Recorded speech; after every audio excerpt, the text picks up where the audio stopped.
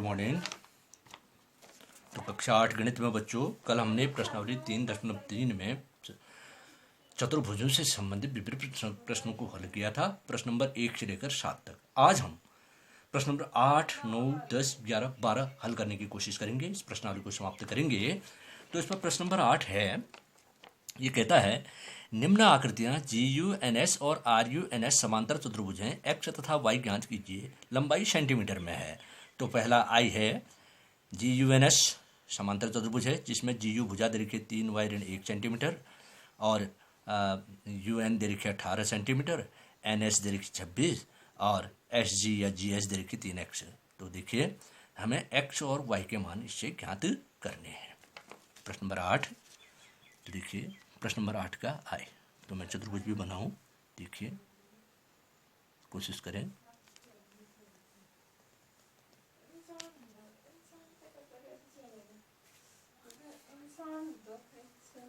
ये हमारा GUNS एक समांतर चतुर्भुज है।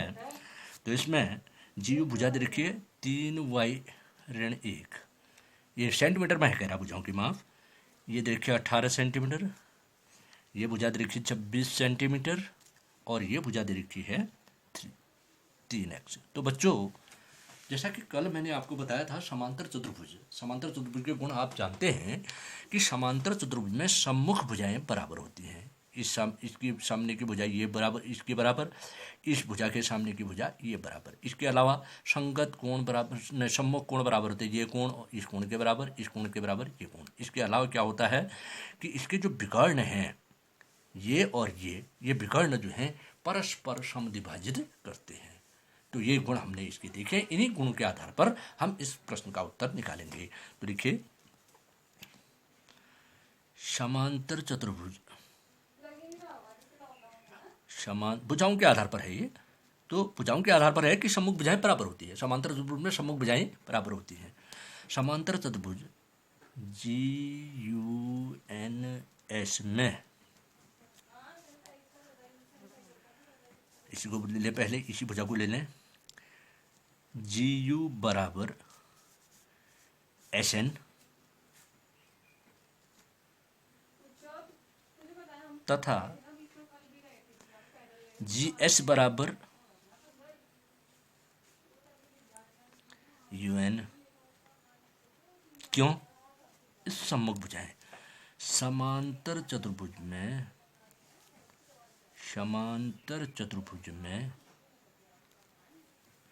सम्मुख भुजाएं बराबर होती हैं, इसलिए ऐसा हो गया, भुजाएं बराबर होती हैं। तो ये हमने ये देख लिया। अब देखें, अब हम इसको एक एक करके लें। तो पहले लेते हैं, देखिए GU बराबर SN। GU दे रखा हमको 3 y ऋण 1 बराबर, इसकी सम्मुख भुजा है SN, वो है 26। तो हो गया हमारा। अब इससे y का मान निकल जाएगा, या ऋण 1 का पक्षांतर करेंगे, ऋण 1 बाएं पक्ष से दाएं पक्ष में जाएगा, पक्षांतर पर चिन्ह बदलते हैं तो ऋण 1 धन 1 में बदल जाएगा। 3 y बराबर 26 धन 1 पक्षांतर से हो गया। समीकरण हल करना आपने सीखा है। तो या 3 का भी पक्षांतर करके y का मान निकल जाएगा। 3 y का गुणांक है, वहाँ जाके भाग देगा। 26 धन 1 बराबर ये हो गया 27, यहाँ पर देख दीजिए। तो y बराबर 27/3, 27 में 3 भाग देगा, गुणांक है तो वहाँ जाके भाजक बनेगा। तो 3 का भागा 27 में दिया 9, तो y बराबर हमारा आ गया 9 सेंटीमीटर। इसी प्रकार यहाँ देखा हम, इसी प्रकार लिख भी दें। इसी प्रकार ये कह रहा है GS बराबर UN। तो GS हमारा 3x बराबर 18, इससे x का मान निकलेगा, या x का 3 गुणांक है, अगर पक्षांतर करें तो 18 का भाजक बनेगा। x बराबर, क्योंकि पक्षांतर पर चिन्ह बदलते हैं, 18/3 बराबर 6 सेंटीमीटर। तो हमारा x और y दोनों के मान निकल गए, इसलिए आंसर उत्तर देंगे हम x बराबर 6 सेंटीमीटर, कॉमा y बराबर 9 सेंटीमीटर। तो ये देखिए हमारा प्रश्न नंबर आई हो गया। इसी का आया इसने पूछा है। फिर दूसरा समांतर चतुर्भुज दिया है, देखिएगा। तो दूसरा समांतर चतुर्भुज हमारा है RUNS। इसमें इसके विकर्ण दे रखे हैं, और विकर्ण हम जानते हैं कि समांतर चतुर्भुज के विकर्ण जो है परस्पर समद्विभाजित करते हैं। तो देखिए इसका जो प्रतिच्छेद बिंदु है उसका बिंदु का एक नाम हम ले लेते हैं। चलिए हम फिर से बनाएं चतुर्भुज, फिर समांतर चतुर्भुज बनाइए। देखिए बाएं पन्ने में चित्र अवश्य बनेगा। ये हमने एक समांतर चतुर्भुज ले लिया।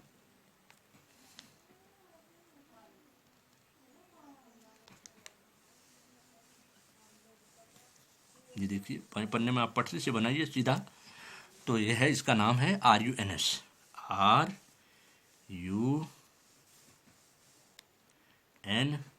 RUNS, runs. और इसके विकर्ण से खींचे, RN विकर्ण सम्मुख शीर्ष को मिला देते, वह रेखाखंड विकर्ण कहलाता है। इसी प्रकार SU को मिलाएं,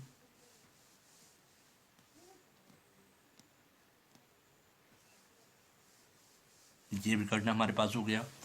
इन विकर्णों का प्रतिच्छेद बिंदु सपोज, इसका नाम हम लिख देते हैं O। थोड़ी देर के लिए O पर ये परस्पर प्रतिच्छेद करते हैं। हम जानते हैं कि समांतर चतुर्भुज के विकर्ण परस्पर समद्विभाजित करते हैं। अब इसका मतलब हो गया OR बराबर ON और OU बराबर, इस विकर्ण का आधा OU बराबर OS। अब यहाँ पर इसकी मापें दे रखी हैं, वो मापें लिख देता हूँ। तो OS है 20, इस विकर्ण का आधा ये 20 यहाँ तक, और इस विकर्ण का आधा इधर, ये भी इसी के बराबर है y धन 7, और यहाँ पर OR इसकी माप दे रखिए 16, और OR के बराबर ON मैं अभी बता चुका हूँ आपको, x धन y। अब हमको यहाँ पर x और y के मान ज्ञात करने हैं। हम जानते हैं कि समांतर चतुर्भुज के विकर्ण परस्पर समद्विभाजित करते हैं, अर्थात ON बराबर OR और उसी प्रकार OU बराबर OS। बस इनसे हम x और y का मान ज्ञात कर सकते हैं। तो देखिए हम जानते हैं कि नियम ही लिख दे पहले। हम जानते हैं कि समांतर चतुर्भुज के विकर्ण, समांतर, यही नियम जो है इस सवाल को हल करेगा। चतुर्भुज के विकर्ण परस्पर समद्विभाजित करते हैं। समद्विभाजित मतलब एक दूसरे के दो बराबर भाग समद्विभाजित करते हैं। अतः समांतर चतुर्भुज, इस आकृति में आते हैं हम, समांतर चतुर्भुज RUNS में देखिए, हम पहले इस विकर्ण को ले लें, इसी को ले लें। ON बराबर OR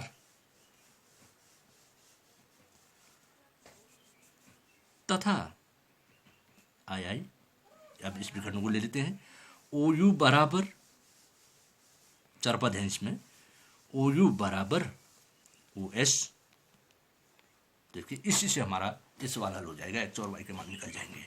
तो हम देखें, सबसे पहले हम इसमें पहले y का मान ज्ञात करेंगे।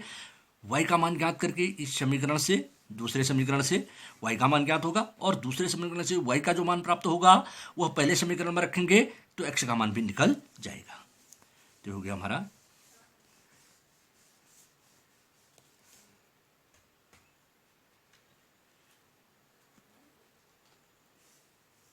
आई से, ऐसे लिख दे आई से।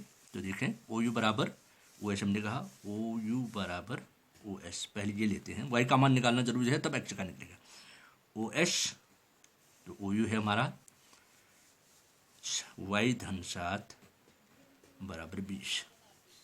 तो देखिए धन 7 का पक्षांतर कर दिए, y का मान निकल जाएगा। धन 7 पक्षांतरित होके ऋण 7 में बदल जाएगा। y बराबर, समीकरण हल करना आपने सीखा है, 20 ऋण 7, या y बराबर आ गया 13 सेंटीमीटर। अच्छा, आई से, ये हमने आई लिया है। आई में लिखें समीकरण या y का मान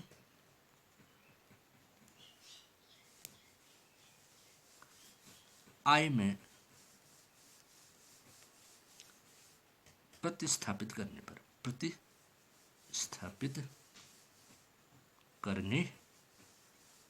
पर तो देखें हमारा है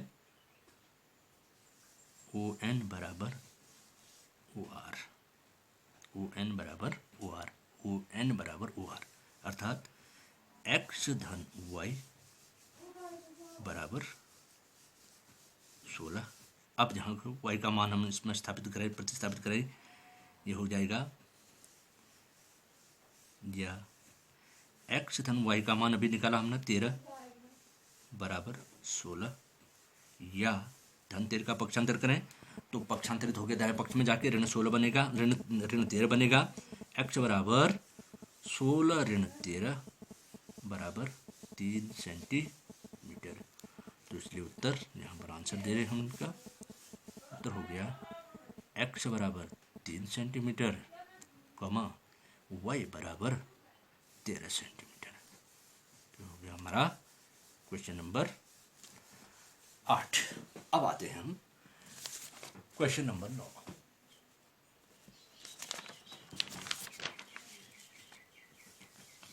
प्रश्न नंबर 9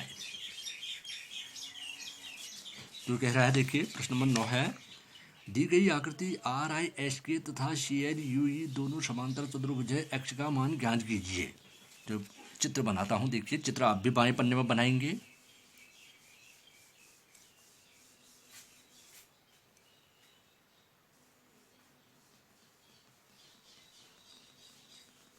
पटरी से बनाइएगा।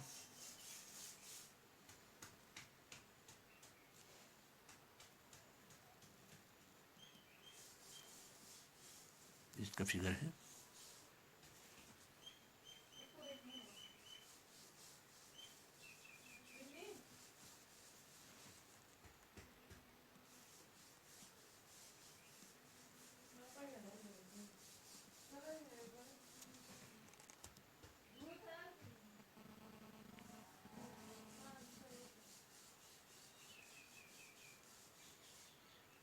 ये हमारा चित्र आप पटरी से बनाइए, सीधा बनेगा। तो इसमें दो चतुर्भुज हैं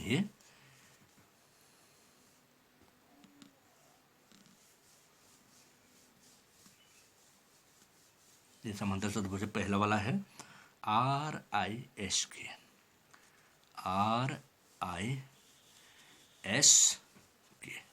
एक समांतर चतुर्भुज है RISK, ये है हमारा समांतर चतुर्भुज। और दूसरा है इसका CLUE,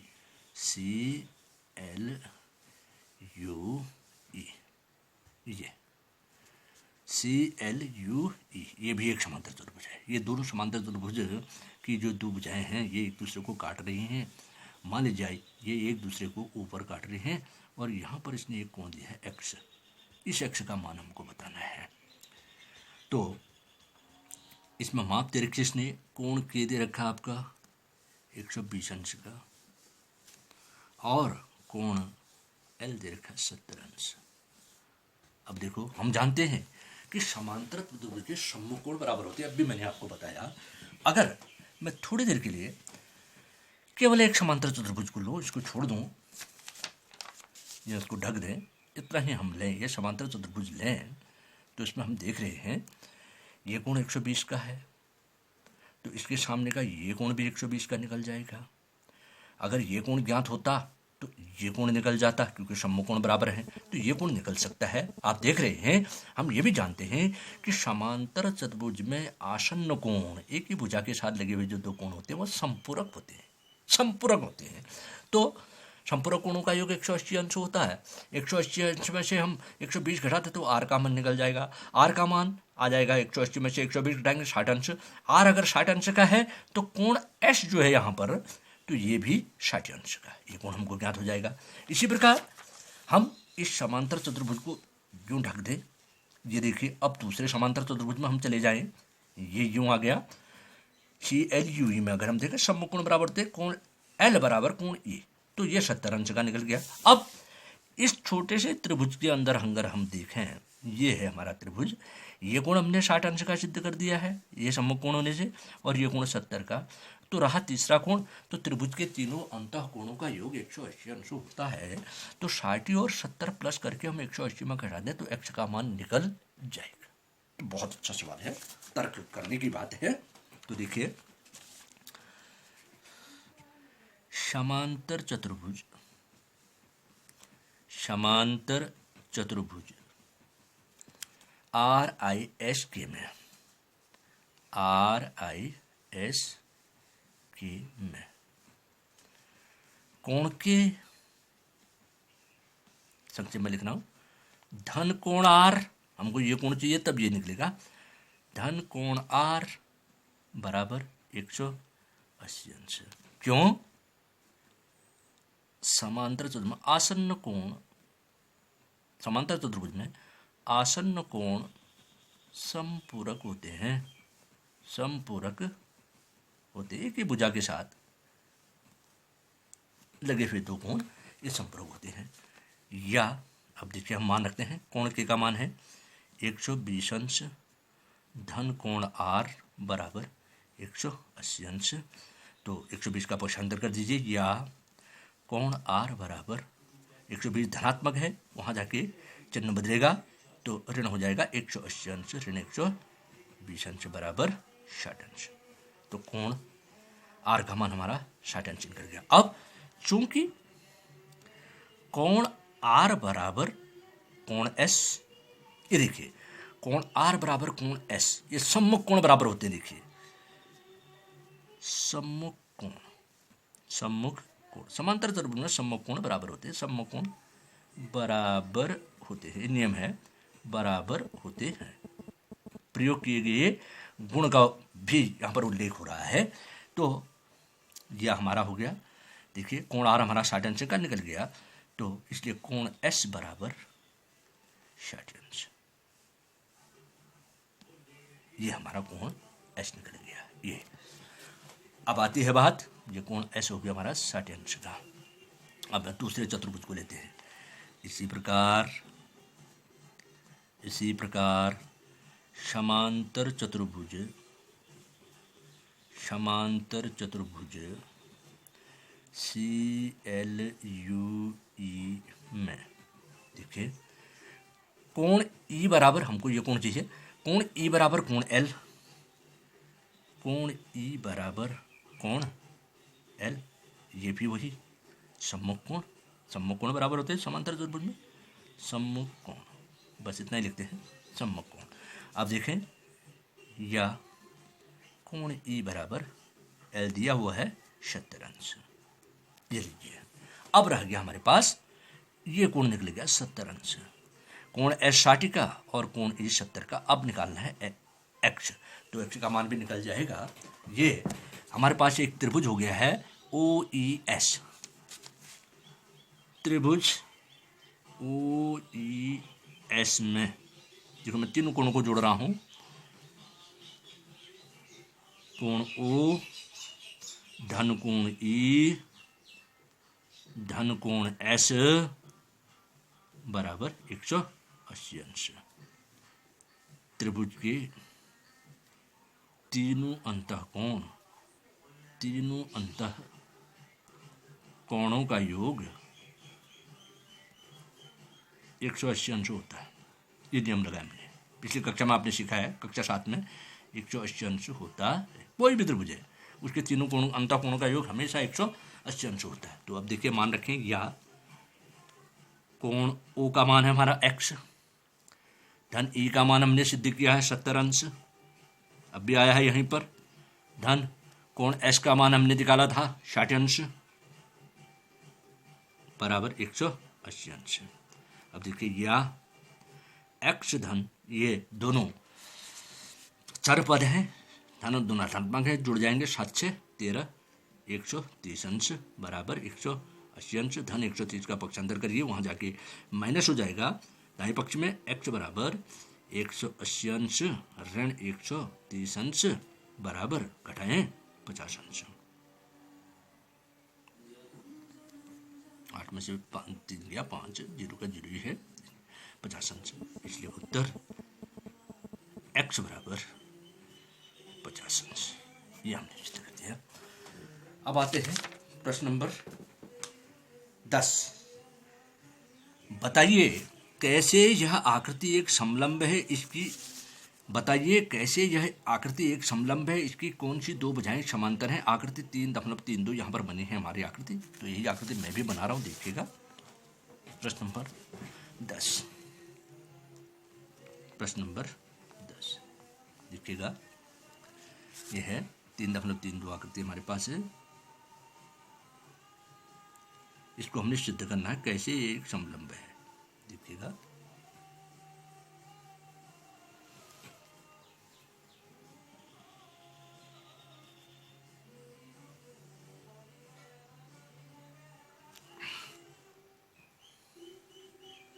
ये हमारी आकृति है KLMN, KLMN।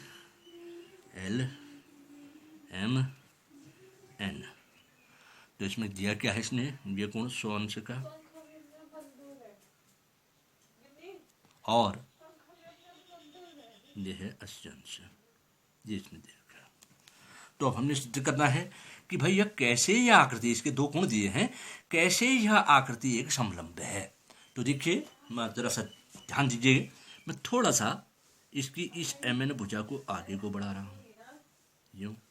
इसी प्रकार इस KL भुजा को भी थोड़ा आगे को बढ़ा दें, और इस जो MN रेखा है इसको भी थोड़ा आगे को बढ़ाएं। तो अब हमारे पास क्या प्राप्त हो रहा है, देखिएगा। ये हम देख रहे हैं कि दो सरल रेखाओं को एक तिर्यक रेखा काट रही है, और तिर्यक रेखा के एक ही ओर बने दो अंतःकोण है 100 और 80, इनको जोड़े तो 180 अंश। तो जब कभी दो सरल रेखाओं को कोई तिर्यक छेदी रेखा काटती है और तिर्यक छेदी रेखा के एक ही ओर बने दो अंतःकोण संपूरक होते हैं, तो ये दोनों रेखाएं जो हैं, दोनों सरल रेखाएं समांतर होती हैं, परस्पर समांतर होती हैं। तो देखिए, हम इसको ले, यहां पर कोण L धन कोण M बराबर 180 अंश। इसको हम यूँ भी लिख सकते हैं, 100 अंश नहीं, सॉरी, कोण L है 80 अंश धन 100 अंश बराबर 180 अंश। ये हमारा प्राप्त हो रहा है हमको। अब यहाँ पर हम क्या देख रहे हैं, हम कक्षा 7 में पढ़ा है, हम जानते हैं कि ये तिर्यक रेखा के एक ओर बने अंतःकोण है, ये भी लिख देंगे, यहाँ पर नियम भी लिख देते हैं। तीसरी सरल रेखा तिर्यक रेखा कहलाती है। तिर्यक छेदी रेखा के एक ही ओर बने अंतःकोण, इस आधार पर इन दोनों का जोड़ 180 आया है। दोनों तिर्यक छेदी रेखा के एक ओर बने दो अंतःकोण अगर संपूरक हैं, तो वो दोनों सरल रेखाएं जिनको वो तिर्यक छेदी रेखा काट रही है, वो आप परस्पर समांतर होते हैं। हम जानते हैं कि जब दो सरल रेखाओं को, कौन सी हैं दो सरल रेखाएं, MN और KL रेखाओं को तीसरी सरल रेखा, इसको हम तिर्यक छेदी रेखा कहेंगे, तिर्यक छेदी, तीसरी सरल रेखा को तिर्यक छेदी रेखा कहते हैं। जब कभी दो सरल रेखाओं को तीसरी सरल रेखा काटे तो तिर्यक छेदी रेखा काटती है, और तिर्यक छेदी रेखा के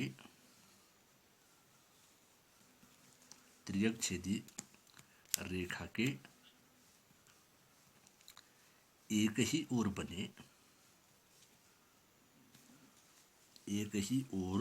बने अंतःकोण समपूरक हों तो दोनों सरल रेखाएं, संपूरक माने जिन दो कोणों का एक 180 होता है, ठीक है, दोनों सरल रेखाएं समांतर होती हैं, समांतर होती, अतः के एल समांतर एम एन, एम एन। अब देखिए, चूंकि यहां पर इस चतुर्भुज में सम्मुख भुजाओं का केवल एक युग्म परस्पर समांतर है, दूसरा युग्म नहीं है समांतर, तो ऐसे चतुर्भुज को हम समलंब कहते हैं। अतः यहां लिख देता हूं, अतः के एल एम एन एक समलंब है। समलंब की पहचान, समलंब में सम्मुख भुजाओं का एक ही युग्म परस्पर समांतर होता है। तो हमने सिद्ध किया के एल समांतर एम एन, एक ही युग्म जो है समांतर है, ये वाला नहीं है। अगर इन भुजाओं को हम ऊपर को बढ़ाएंगे, आपस में प्रतिष्ठित कर देंगे तो समांतर रेखाएं बनेंगी, तो यह एक समलंब है। अच्छा, आता है क्वेश्चन नंबर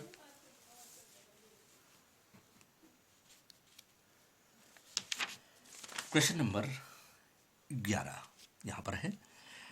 देखिए, क्वेश्चन नंबर 11 कह रहा है, आकृति 3.3 में एम कोण सी ज्ञात कीजिए यदि ए बी समांतर डी सी है। यहाँ पर चित्र बना हुआ है, तो उसका भी मैं चित्र बनाऊं। प्रश्न नंबर 11, प्रश्न नंबर 11 देखिए,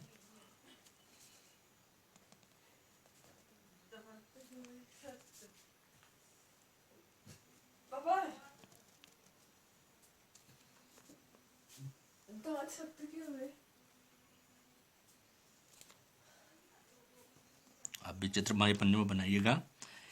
ए बी सी डी भुजाओं के विचार से 4 भुजाएं हैं तो चतुर्भुज है।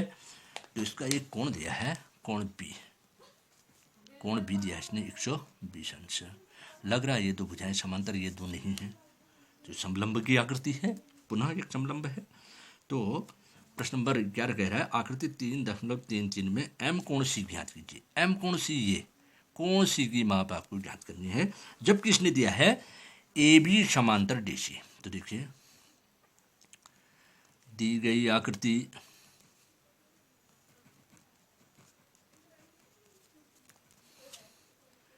ए बी सी डी में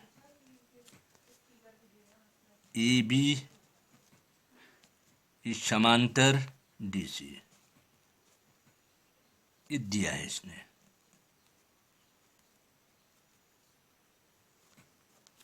तथा कोण बी बराबर 120 अंश। तो देखें फिर से हम इसको, ये भी दिया है, दिया चित्र में है। अब ये पूछ रहा है हमसे एम कोण सी ज्ञात कीजिए। तो थोड़ी देर के लिए अगर मैं इस भुजा को थोड़ा बड़ा करूं और इस भुजा को भी थोड़ा बड़ा करूं, आगे को ले जाऊं, साथ ही इस भुजा बी सी को भी मैं बड़ा करूं, तो हम पा क्या रहे हैं, ये दो समांतर रेखाएं हैं। इन समांतर रेखाओं को एक तीसरी सरल रेखा काट रही है, तिर्यकछेदी रेखा है। और जब दो समांतर रेखाओं को कोई तिर्यकछेदी रेखा काटती है, तो तिर्यकछेदी रेखा के एक ही ओर बने हुए दो अंतःकोणों का योग 180 अंश होता है, अर्थात वो संपूरक होते हैं। तो कोण बी धन कोण सी बराबर 180 अंश। तो इससे हम कोण बी का मान रखें, कोण सी का मान निकल जाएगा। तो देखो,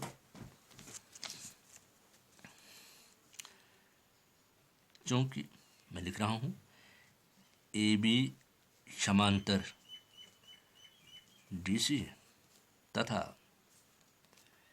बी सी तिर्यक छेदी रेखा, तिर्यक छेदी रेखा है, इसलिए कोण बी धन कोण सी बराबर 180 अंश। तिर्यक छेदी रेखा के एक ओर बने दो अंतःकोण संपर्क होते हैं। तिर्यक नियम भी लगा दे, तिर्यक छेदी रेखा के एक ही ओर बने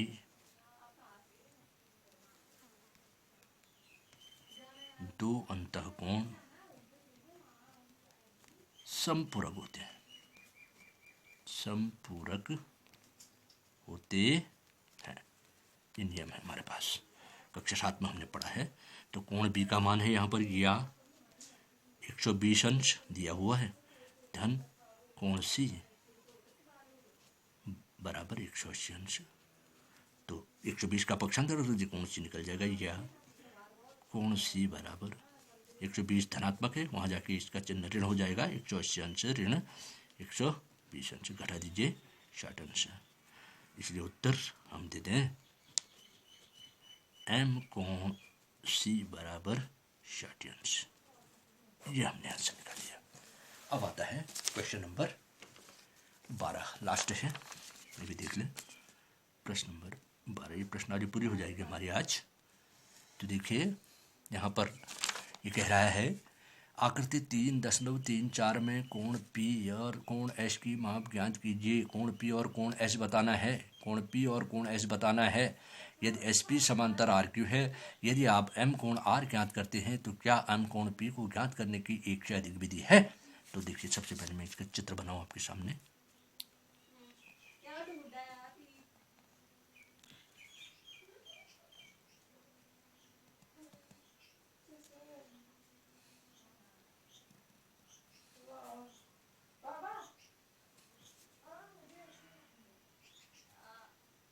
ये हमारे पास आकृति है। तो P Q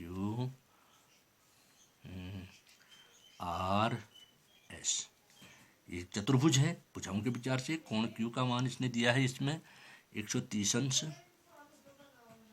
और कोण R को इस दर्शाया है समकोण। तो हमसे पूछ रहा कोण P और कोण S का मान ज्ञात कीजिए। कोण S और P का मान ज्ञात कीजिए, कोण P और S का मान ज्ञात कीजिए। तो देखें, और ये इसने दिया है SP समांतर RQ। तो देखिए यहीं पर लिखें, यहीं पर लिखिए, चलिए दी गई आकृति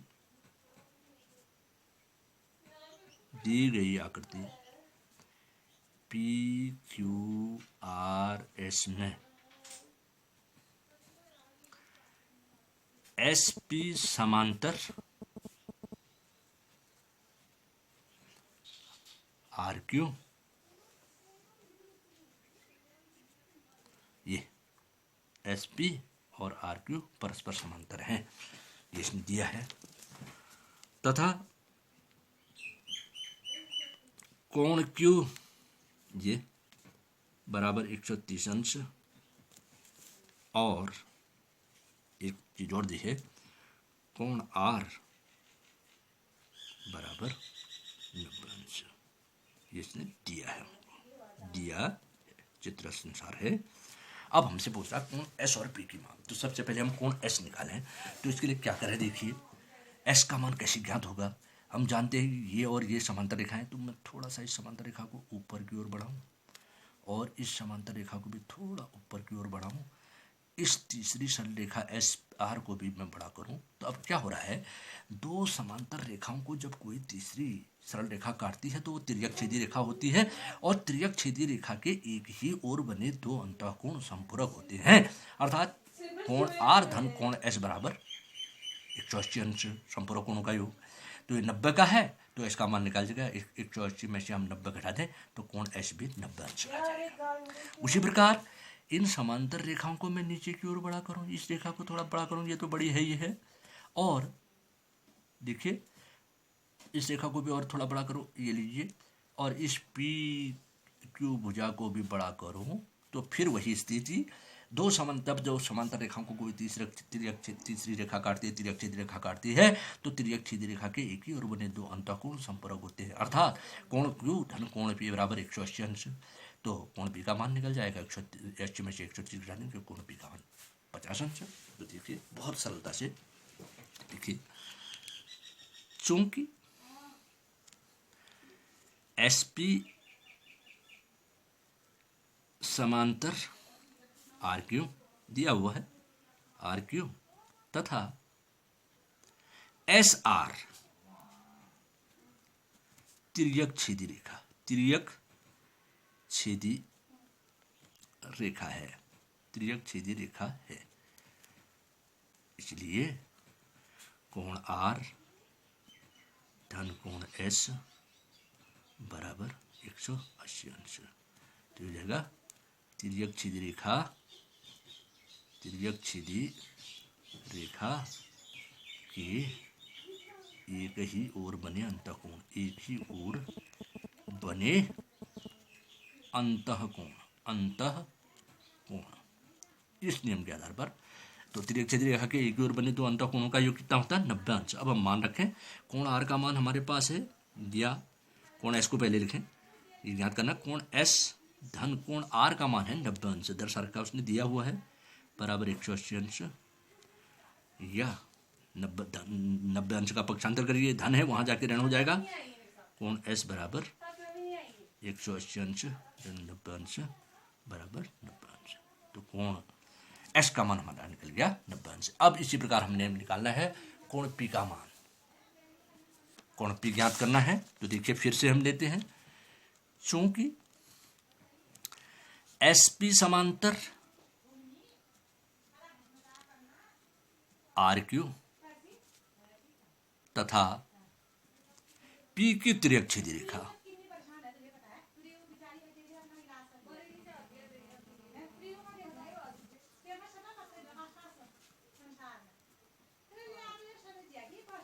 इसलिए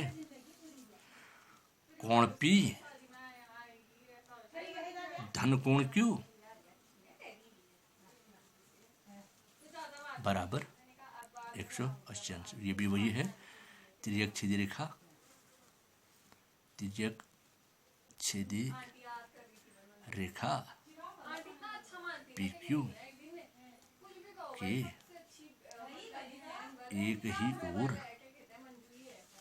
बने अंतःकोण। तो तिर्यक छेदी रेखा के एक ही ओर बने अंतःकोणों का योग 180 अंश या संपूरक होते हैं। ठीक हो गया, या मान रखें कोण P हमने निकालना है तो कोण P रहने दीजिए, कोण Q का मान दिया हुआ है 130 अंश, कोण Q का मान दिया है 130 अंश, ये देखिए ये निकालना है 130 अंश बराबर 180 अंश। अब कोण P बराबर, या कोण P बराबर 130 का पक्षांतर करिए, पक्षांतर पर चिन्ह बदलता है, कोण P बराबर हो गया 180 अंश ऋण 130 अंश बराबर 50 अंश। तो कोण P का मान निकल गया 50 अंश। अब इसके बाद इससे प्रश्न पूछा, क्या M कोण P को ज्ञात करने की एक से अधिक विधि है? अब ये भी प्रश्न पूछा है, तो हम दूसरी विधि से भी कोण P का मान ज्ञात कर सकते हैं।